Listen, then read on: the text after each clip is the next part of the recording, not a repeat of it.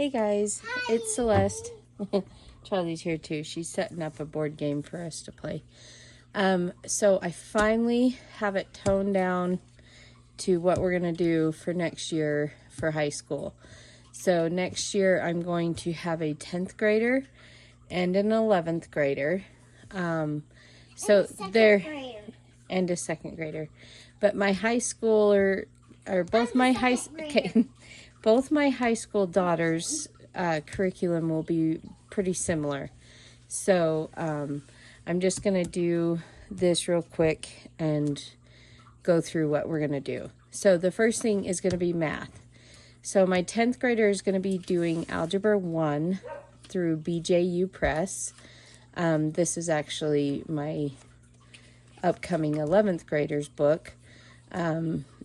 So I'm going to have to purchase a new book, and my upcoming 11th grader is going to be doing their geometry through BJU Press.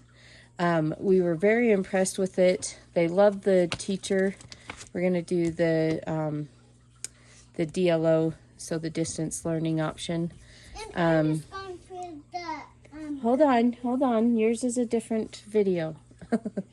Okay, so Taylor, my upcoming 10th grader, is going to be doing Algebra 1 through BJU Press distance learning. And then my 11th grader is going to be using their geometry. So that's math. Whoops. And it's pretty thorough. So for for language arts, not LA, they're both going to be doing the Good and the Beautiful Year 1 language arts. We did BJU Press for language arts last year. Language arts through BJU is split into two different elements.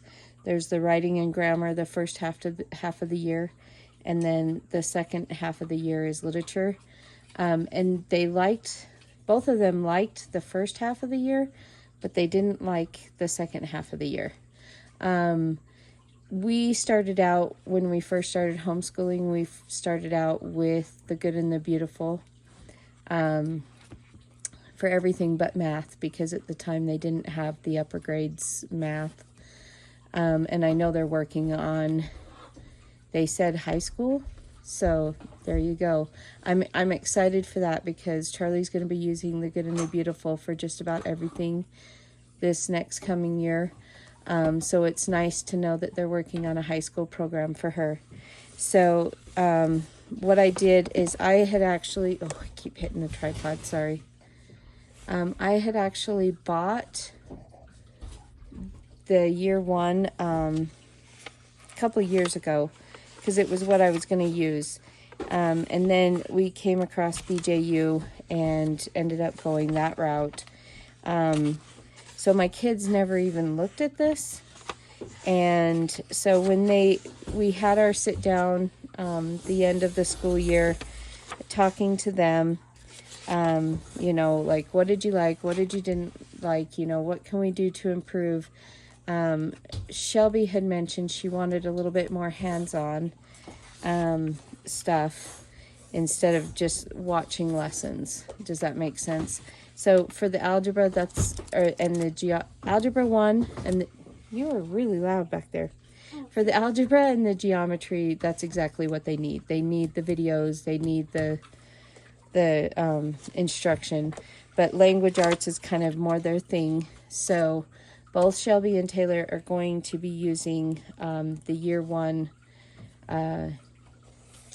language arts through the high school year 1 language arts through the Good and the Beautiful. And this actually includes geography, spelling, grammar. They'll write essays. So I printed off one of the units, because I just had the PDF form. I printed off one of the units and just let Shelby play with it for a couple days, and she's like, yes, this is exactly what I needed. So so this is what both of them will be using for language arts.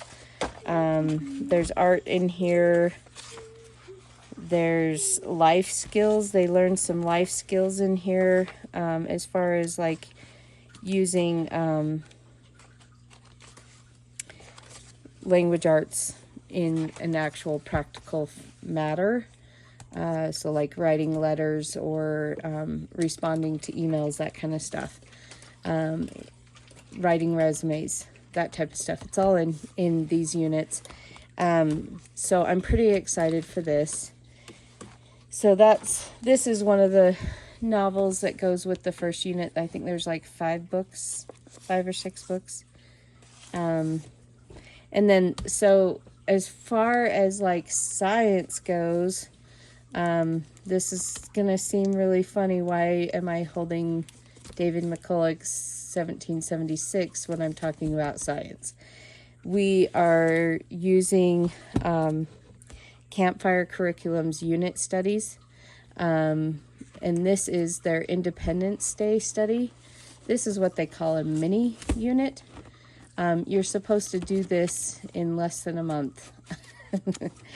But we're taking it really nice and slow. I figured the 4th of July is coming up, and I want to make sure my kids have a solid understanding of why we celebrate the 4th of July. So as far as science goes, so this is actually pretty heavy into science. So this is just lesson 1 right here. This is just lesson 1. Okay. And it's not even done yet. So this is what they call the skip if you want. So it's just extra information if you want to dive in a little deeper. But then you have the core connections. And almost every single one, actually I couldn't find any of their unit studies that didn't have actual hands-on science. So... And I have a loose tooth. Okay, but that's not what we're talking about. So we're still in lesson 1, see? So each of these core connections, so here they're going to talk about the scientific method. But in lesson 2 is when they start doing the science experiments. So here's one. They're talking about atoms. And then there's a science experiments with the balloons and stuff like that. And then there is some language arts here. I don't know if we're actually going to use that part because we do have a language arts. So we will see how that goes. So far, we're not even done with lesson 1 yet. And we're really enjoying it. This was one of the activities that we did because we discussed Benjamin Franklin and how he was very calm and level-headed. That's how he was known. And so we made these calm jars. And the kids got to make them themselves. And it's just baby oil, water, food coloring, glitter. They put some buttons in here too. So this is kind of a hands-on science experiment too. But anyways, so it's got a lot of... And I've been shaking it and finding my buttons. It has a lot of hands-on science stuff and activities. And it just wrecked me in there. Oh, the dogs. There is a faith talk, but so in here it does, like, briefly, you know, in your lesson, it does briefly talk about God. But so if you want to, like, have some sort of scripture reference to take it a little deeper, there's that. But it's kind of separate. So here's one activity. You're going to be making your own paper. And earlier in lesson 1, you make your own quill pen. So, and then at the end, you actually write your own, or you make your own ink and then you write your own constitution. So for this science, you're going a little bit more into the atoms. And mine is mostly... So you're talking about the different types of atoms, the transfers. And then here you're going to make an electroscope out of a mason jar. So it doesn't show it here, but it has a little video that you watch that gives you step-by-step how to do that. So there are 14 units that I have in my cart right now through Campfire curriculum. Also, another good resource would be Gather Round. They're set up very similar, except for Gather Round is gospel all throughout, whereas this is just lightly gospel with a faith talk at during each lesson. But both of them are pretty heavy on the sciences in each course. So this is what we're going to be using for science. We needed a little bit more hands-on. I think, so I have 14 units in my cart right now that are more geared towards two aspects. So I wanted the job shadowing. They have a lot of job shadowing. So they have a series called Through the Eyes of. So like there's an ER provider and a veterinarian and a zoologist and a volcanologist. So there's all these different career paths. So we're going to do those. So 7 of them are career paths, and then the other half are biology related. So those were really excited. This is just a read aloud that goes along with the book. So there's, yeah, there is actually, so with this Campfire curriculum, she did bring up a valid point. This is something that you do as the entire family. So this costs $20, $25, something like that. And it came with everything that you're going to need. So this is an advanced guidebook. So this is for high school and adults. They have like a growing learners and an early learners, and then early readers. Anyways, there's 4 different group levels, sometimes even 5. So there is a book that comes with it, and you can only buy it PDF. You can't buy it bound. They only sell it as a PDF. But there is a book that's geared for Charlie's age, which is mostly coloring. So she sits there and colors while we have the adult conversations, I guess. So, and then the last thing, this is what I was waiting on. I have been literally losing sleep over this. I have owned this curriculum for almost 4 years now. Almost 4 years. I did not know, with the 4 years that I've owned this curriculum, that, so when you buy this curriculum, they send you a PDF of the student explorers, and there's different age groups, right? So there's one that's specifically Charlie's age, but I thought that the student explorers ended in 8th grade, because all of their science ends at 8th grade. They don't have any science that goes past 8th grade as far as like your student explorer books. And even like their new Constitution curriculum, it ends in 8th grade. So that's why I didn't end up using this, is because I needed a high school. And I was watching this video of this lady, and it was called, I can't even remember her channel, so I'm so sorry. That she really should get the the credit she deserves. But her video was called How to Use the Good and the Beautiful History for High School. And I was like, maybe she's talking about, the 8th grade student handbooks, how do you make it a little more advanced? So I clicked on it. I was watching it because I knew I already had this. And so I clicked on it and I was watching it, and no, they have 10 to 12th grade student explorers. And I had them the whole time and had no idea. So we had actually started this the first year that we started homeschooling, and we got all the way through Unit 1, and then we just kind of dropped it, and we went on to something else. And so we never got to finish this. So the first unit is going to be a review for my older girls. Charlie was like 4 at the time, so she's not going to remember any of it.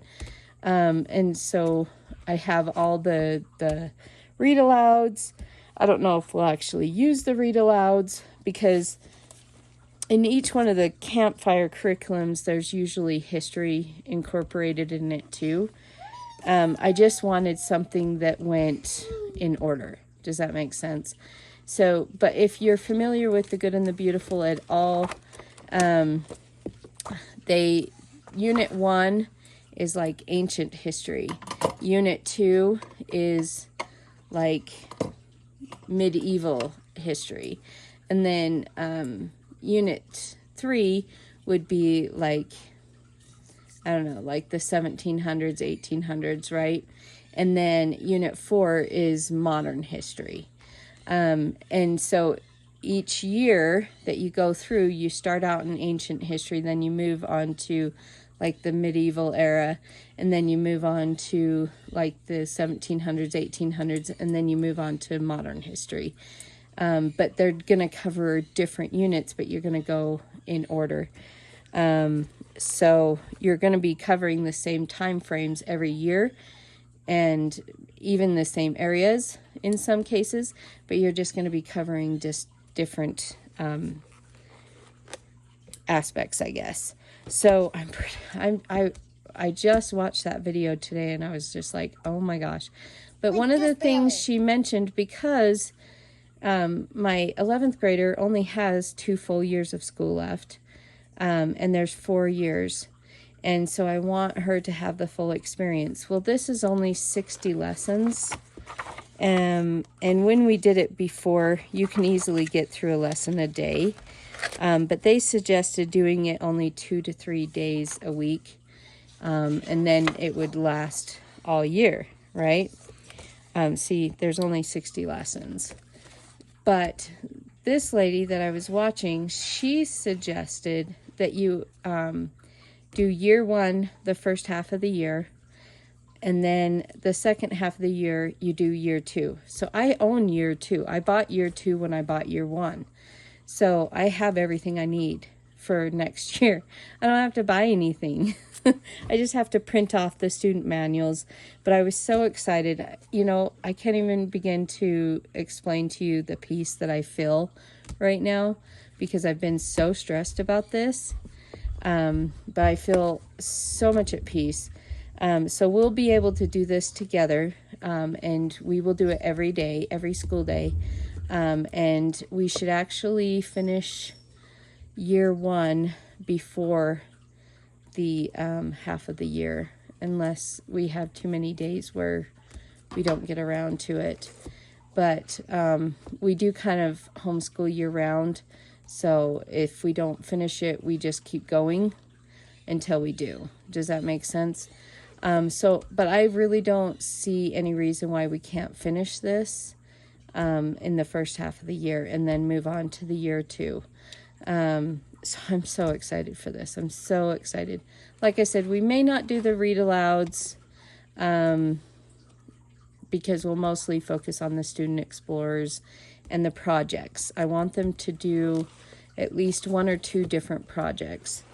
They have writing projects with these. So anyways, so we have my high schoolers will both be doing BJU Press for math. My 10th grader will be doing Algebra 1. My 11th grader will be doing geometry. And then her 12th grade year, I plan to have her do, what was that? Oh, you hit operation. I was like, what is that noise? She will do Dave Ramsey's financial peace curriculum.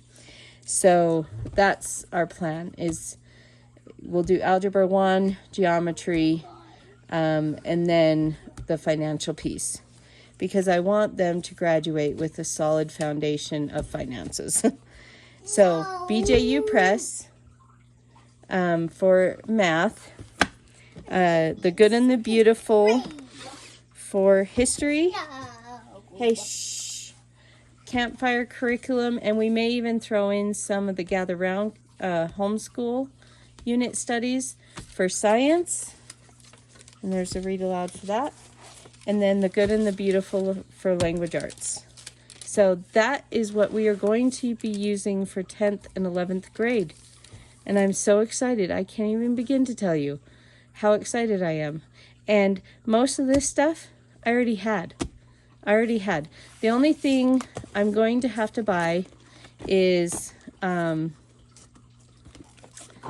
going to have to, well, I need to buy year 3 and year 4 because they're discontinuing this because they're totally revamping their history. So I need to buy, but it won't come out in time. So I need to buy year 3 and 4 while they're still available, because yeah, the new history won't come out in time before I need year 3 and 4. Does that make sense? And then I need to buy, Taylor is going to need a new algebra book because Shelby has written all over in this one. So she's going to need a new algebra one, and I will have to buy the geometry curriculum through BJU Press. But for the most part, I already owned it. I owned The Good and the Beautiful Language Arts, and I owned The Good and the Beautiful History, and this was so stinking cheap. I mean, it cost a little bit to print and bind, but, you know, like, not for what we're getting out of it, I don't think it's that much. Because it was, I can't remember if it was $20 or $25. You'd have to get on their website, but it would, they don't have any unit studies over $30. All of their unit studies are under $30. The Gather Round is way more expensive. But what I loved about Campfire is, so like this Independence Day study, they actually got historians to write the curriculum for them. So people who actually studied Benjamin Franklin are the ones writing your curriculum. So when you're doing the veterinarian units, it's actually written by veterinarians. Gather Round doesn't do that. They just gather sources and make it into a curriculum, whereas Campfire Curriculums has actual professionals. Wow. I can't talk. So Gather Round, or Campfire, actually has actual professionals writing their curriculum. So I completely appreciate that. And then The Good and the Beautiful, we already owned it. I already owned the read alouds. So I probably will, because this is a unit study, there isn't like, oh, this is what you need to get done this day, this is what you need to get done that day. And so I expect my one daughter to just breeze through it. And so my intention is to buy the year 2, so that she can continue on with it. So yeah, and Charlie's just going to be using The Good and the Beautiful for language arts and for math. And we switched from BJU Press grade 1, and we're going to switch to The Good and the Beautiful. So I already owned most everything I needed for her to do the language arts 2 and the language, or the math 2. But we decided that because BJU Press is a mastery and The Good and the Beautiful is like the circular mastery, so that it's 2 different teaching styles, right? So we decided during the summer, Charlie's going to be doing The Good and the Beautiful Language Arts 1 and Math 1. She did the kindergarten through The Good and the Beautiful, and we just printed off everything, and it worked out fine, but we were really sad that we never ordered the math box for kindergarten. So we're like, if we're going to do this, we're going to do it right. We're going to have the math box. We're going to have all the different add-ons. And so we just got that in the mail. So we ordered the math 1 box, and we ordered all the add-ons for the math, and then the add-ons for the language arts, and the handwriting. So I do have an unboxing video for that. I might add it to this, or make it its own separate video, but it was completely chaotic because she was way too excited. And then before the summer is over, I'll just buy the language arts 2 and everything we need for that, and the math 2 and everything we need for that. So that's all I got. So thanks guys. Bye.